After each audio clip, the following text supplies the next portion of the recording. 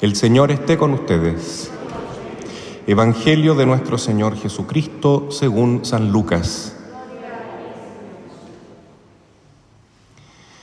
Jesús, lleno del Espíritu Santo, regresó de las orillas del Jordán y fue conducido por el Espíritu al desierto, donde fue tentado por el demonio durante 40 días.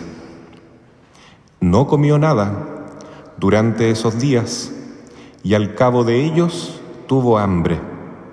El demonio le dijo entonces: «Si tú eres el Hijo de Dios, manda a esa piedra que se convierta en pan». Pero Jesús le respondió: «Dice la Escritura, el hombre no vive solamente de pan».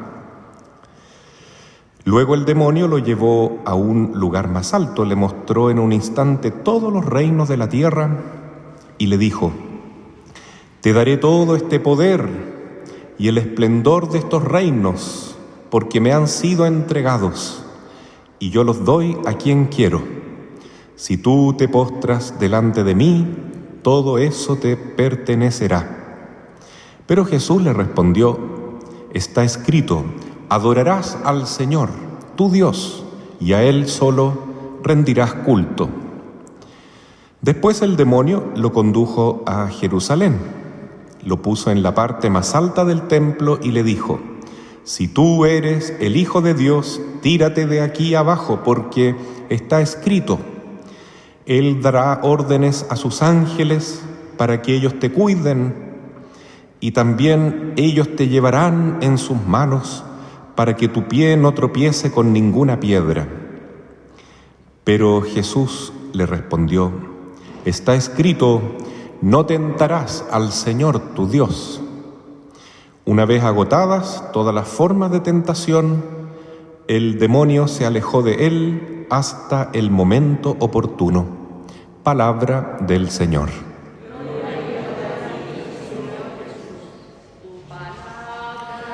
Me da vida, confío en ti, Señor. Tu palabra es eterna, en ella esperaré. Tomen asiento, por favor. Queridos hermanos, nos encontramos viviendo este primer domingo del tiempo de Cuaresma, que nos habla de 40 días en que Jesús estuvo ayunando y rezando en el desierto. Por eso los cristianos, antes de la Semana Santa, que es el tiempo más precioso y más importante de nuestra fe, estamos con el Señor haciendo lo mismo. La invitación es desde el miércoles de ceniza, que acaba de pasar, hasta el jueves santo en la mañana, vivir estos 40 días junto a Jesús, con oración, ayuno y buenas obras, obras de caridad. ¿Por qué? Porque es el camino que Jesús eligió para salvarnos. Entonces nosotros, discípulos de Cristo, debemos seguir el ejemplo del Señor. Son 40 días en que Jesús se prepara para su gran tarea, que es nada menos que salvar a toda la humanidad, con su predicación, pero sobre todo con su entrega sacerdotal, sacrificial, en la Santa Cruz y con su santa resurrección. Por eso entonces vale la pena prepararse con estos 40 días para que ese Espíritu Santo que Él recibió en el bautismo, como acaba de leerse hoy día, ¿no? Jesús ya venía con el Espíritu Santo del bautismo. Al cabo de estos 40 días se confirma con este poder inmenso de Dios, del Espíritu Santo nuevamente, que hace que la persona que se entrega a Dios esté ya preparado como un verdadero soldado para la batalla. Porque realmente, hermanos, se dice que la Iglesia en este mundo es militante, ¿ya? Estamos en guerra. ¿Ya? Es una guerra mucho más feroz y mucho más peligrosa que la que se está librando en Ucrania. Y ya voy a explicar por qué. La Iglesia entonces en este mundo en que estamos acá, ¿no es cierto?, peregrinando, en esta vida es militante. Todos somos soldados de Cristo. Y no nos queda otra, ¿no? Tenemos que luchar por nuestra fe. Tenemos que luchar para vivir como verdaderos cristianos. Nadie puede ser un cristiano cómodo, sentado entre almohadones, ¿no es cierto? Y pensando que la vida es todo fácil. Eso es una mentira. Si somos discípulos de Cristo, tenemos que, como dice Él, tomar su cruz cada día y en un momento de la vida también crucificarnos con Él en el Calvario. Entonces hay que prepararse para esa gran prueba. ¿Cómo se preparó Jesús? Con estos 40 días en el desierto. Volvamos al tema de la guerra. Todos estamos preocupados hoy día con la guerra que se está dando en Ucrania porque los jerarcas rusos amenazan con una guerra nuclear, con lanzar bombas atómicas. Y eso entonces sería el fin de los tiempos que estamos viviendo, sería el fin del mundo prácticamente como lo conocemos actualmente, ¿ya? Algunos creen que es un farol, que no es cierto que es una movida política solamente, pero muchos no creían tampoco que Putin iba a mandar a sus ejércitos realmente invadir a Ucrania, y ocurrió. Y ahí vemos la devastación, el problema gigantesco, el dolor que está sufriendo esa nación ucraniana, invadida por los ejércitos rusos. Cuánto dolor, cuánto sufrimiento. Sin embargo, esta guerra que estamos viendo, que está ocurriendo hoy, y que puede en estos momentos escalar hasta una guerra mundial, no es nada, hermanos, no es nada con lo que le pasó a Jesús en el desierto. Y con lo que nos pasa a nosotros también, porque todos corremos la misma suerte que Jesús. ¿Por qué dice al principio del Evangelio que Jesús fue llevado por el Espíritu Santo para ser tentado en el desierto? Qué raro eso, ¿no? Que la primera misión que tiene Jesús, movido por Dios, es ir al encuentro del mismo Satanás. Que es muy extraño entender esto. Uno diría que después del bautismo, lo que debería hacer Jesús inmediatamente es ir a buscar a sus discípulos, pero no. Lo primero que hace el Señor es ir al desierto. ¿Para qué? Sabemos que para rezar, para hacer ayuno, pero la palabra dice otra cosa. Dice, para ser tentado por el demonio. Para eso fue Jesús al desierto. ¿Y por qué Jesús tenía que sufrir las tentaciones? Porque dice también la Escritura que Jesús, siendo Hijo de Dios, se hizo igual en todo a nosotros, menos en el pecado. Entonces, si Jesús, siendo Dios, hecho hombre, tenía que ser igual a nosotros, también tenía que conocer la tentación. La tentación. Podemos decir también lo mismo le ocurrió a Adán y Eva en el paraíso. ¿Por qué estaban en el paraíso Adán y Eva?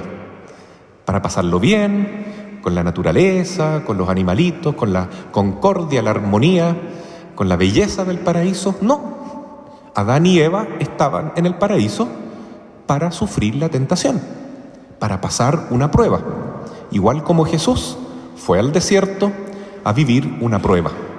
De otro modo, Dios podría haber creado a Adán y Eva y ponerlos inmediatamente en el cielo.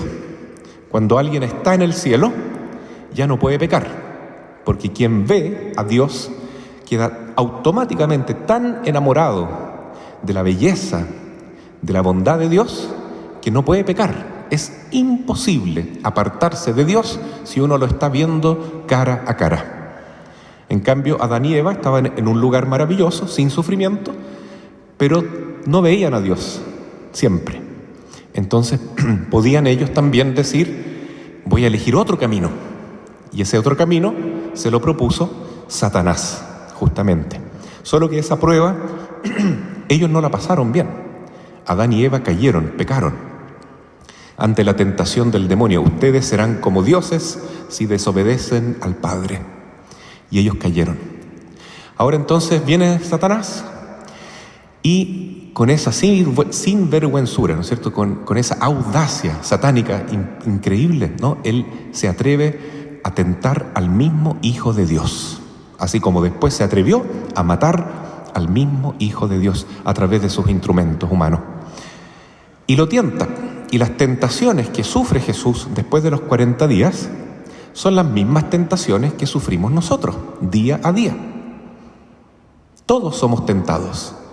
El apóstol Pedro lo dice claramente en su primera carta: vigilen, oren siempre, porque el demonio anda como león rugiente buscando a quien devorar. Es como un león, ¿no es cierto? Ahí a veces agazapado o dando vueltas a ver cómo puede hacer para echarnos la garra encima, para atraparnos. Y por eso yo digo que esto es mucho más dramático, mis queridos hermanos, que una guerra como la de Ucrania. Porque lo que puede pasar en Ucrania puede ser un holocausto, incluso pueden morir todos los ucranianos que quedan ahí, pero eso no es tan grave como esta guerra que Jesús libra con Satanás, porque Jesús dijo: no teman a los que matan al cuerpo, pero no pueden matar el espíritu. Ahí está la clave. Está bien durante este tiempo de pandemia que nos hayamos cuidado, muy bien. Lo que no está bien es el miedo, tener miedo excesivo, porque donde hay temor no hay amor, no hay fe, no hay confianza. Entonces uno debe asumir todas estas normas de salud, pero sin temor, confiando en Dios sobre todas las cosas. Está bien, ¿no es cierto?, tener temor a la guerra, rezar para que esto no se expanda por el mundo, sí, pero no debemos temer. ¿A quién le debemos temer nosotros? Como dice Jesús, a aquel que puede enviar el cuerpo y el alma al infierno, porque el único que nos puede enviar allá es el justo juez en el último día. Y el que puede ocasionar esa ida al infierno, al fuego eterno, es Satanás. Ese es nuestro principal enemigo. Ese es el principal enemigo, hermanos. Dice San Pablo claramente, Efesios capítulo 6, por favor léanlo cuando lleguen a la casa. Abran el Nuevo Testamento, carta a los Efesios, capítulo 6. Ahí dice: ¿cuál es nuestro principal enemigo? No es de carne y sangre, no es Putin, no es Hitler, no es Mussolini, no es Nerón, no es ningún anticristo que ya ha pasado por la tierra, sino que nuestro principal enemigo es invisible. Es un principado, dice. Un principado es un tipo de demonio invisible que andan por los aires y que gobiernan este mundo, tal como dice hoy día el Evangelio, ¿no? Bueno, vamos recorriendo las tentaciones que sufre Jesús, que son realmente dramáticas, ¿no?, y que a todos nos afectan de una manera u otra. La primera tentación se refiere a la tendencia desordenada que nosotros tenemos en nuestro cuerpo. Por el pecado original que nosotros hemos heredado de Adán y Eva, todos nacemos con una tendencia al mal. No es que nuestro cuerpo sea malo, no es así. Nuestro cuerpo es bueno, es una creación de Dios y está llamado a ser un templo del Espíritu Santo. Pero si lo idolatramos, se convierte en algo malo, en algo que nos puede condenar. Y eso es lo que precisamente busca el demonio: la idolatría del cuerpo, dejarnos llevar por las pasiones desordenadas de la carne. Ese también es nuestro enemigo, la carne con sus pasiones desordenadas. De la carne desordenada, es decir, de la concupiscencia, brota la lujuria, la gula y otros pecados aún peores: el odio, el orgullo, la envidia, la flojera. Todo eso está presente en la concupiscencia, en nuestra carne. Entonces, Jesús sentía hambre.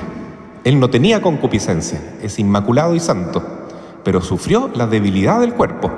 Después de 40 días, estaba muy débil y el demonio lo tienta. Usa tu poder divino para cambiar la piedra en pan, para que comas un rico pan. Y Jesús lo vence con la palabra y dice: no solo de pan vive el hombre, sino de toda palabra que sale de la boca de Dios. Listo, primera tentación vencida. Vamos a la segunda. ¿Qué es lo otro que nos tienta siempre? Además de las pasiones desordenadas del cuerpo, es el deseo de poder, el ansia de valer, el poder. Entonces, ese es el ídolo que hoy reina también en este mundo. ¿Por qué Putin quiere más poder, no es cierto? Por eso él comienza una nueva guerra. Tiene un país gigante, no puede ser más grande en el mapa, pero necesita más territorio todavía, porque quiere más poder, la codicia por dominar a más y más gente, por tener más y más seguridad humana, más protección, según él. Y por eso está dispuesto a cometer un holocausto. Bueno, Satanás le dice a Jesús: mira todos los pueblos de la tierra, todo eso me pertenece, yo soy el príncipe del mundo. ¿Es verdad que el demonio es príncipe del mundo? Sí, es verdad. Jesús también lo llama así, el príncipe de este mundo. Entonces, mucho ojo con esas ideologías que hoy nos gobiernan en el mundo, los grandes poderosos, las élites mundiales, incluso acá en nuestro país, lo que se está tramando, las leyes que están viendo ahí, ¿no es cierto? Porque el príncipe de este mundo que las inspira es Satanás. Así es. Entonces el demonio le dice: si tú te postras delante de mí y me adoras, yo te daré todos los reinos de la tierra. Entonces Jesús le dice, fuerte y claro: solo a Dios adorarás. Nunca adorar al demonio, como hacen los masones, que le entregan su vida a Satanás y adoran a Baphomet, pero que es el mismo Satanás, para tener más poder. No, Jesús lo echa para afuera. Fuera de aquí, Satanás. Solo a Dios adorarás. Vencida la segunda tentación. Y la tercera, que es terrible, que muchos están cayendo en esa, incluso católicos que vienen a misa. Ojo, la tentación de la brujería, de la magia, de tener poderes con la ayuda de otros ángeles. Porque eso es la brujería, pedir ayuda a ángeles caídos, a demonios, y tener poder para lograr cosas. Tarot es brujería, yoga, reiki, verse la suerte con una gitana en la mano, no sé, eso es brujería. Tantas supersticiones, el horóscopo incluso, hermano, es brujería. Es la tercera tentación. Llega el demonio, lo pone en la punta del templo y le dice: lánzate desde acá y vendrán los ángeles y te salvarán. Esa es la brujería, hermano, utilizar a los ángeles para un propósito perverso, que es mostrar que uno tiene más poder. Claro, cuando alguien va donde un machi o donde un brujo, tiene que pagarle harto y él demuestra que tiene poder, ¿no es cierto? Y por eso él invoca a los demonios y logra hacer estos maleficios o estas hechicerías, encantamientos, que muchos quedan deslumbrados, pero quedan presos a Satanás y a la red de ese brujo que sigue dominando, ¿no es cierto? Porque es un instrumento del maligno. Entonces, ¿qué le dice Jesús a esta tentación de la brujería, que hoy se engloba en una corriente filosófica, pseudo mística y pseudo religiosa, que se llama Nueva Era, New Age, que tiene tantas maneras de manifestarse: música, ciencia, salud, etc. ¿Qué le dice? No tentarás al Señor tu Dios, no pondrás a prueba a Dios. Y el demonio se alejó. Por tanto, queridos hermanos, Jesús sufrió las tentaciones peores que existen. Estaba muy débil, pero también estaba muy fortalecido por el Espíritu Santo. Por eso nosotros también debemos rezar con Jesús, ayunar con Jesús y hacer buenas obras con Jesús, porque solo así tendremos la fuerza, también la protección y la inspiración de Dios para vencer la tentación del enemigo cuando se nos presente, con tanta astucia, con tanta maldad, que Él sabe dónde a cada uno le aprieta el zapato para hacernos caer o tropezar, por lo menos. Entonces, este es un día hermoso, maravilloso, porque Jesús nos enseña que aunque estamos en una situación muy dura, que es la guerra con Satanás, podemos vencerla, porque Cristo tiene la victoria.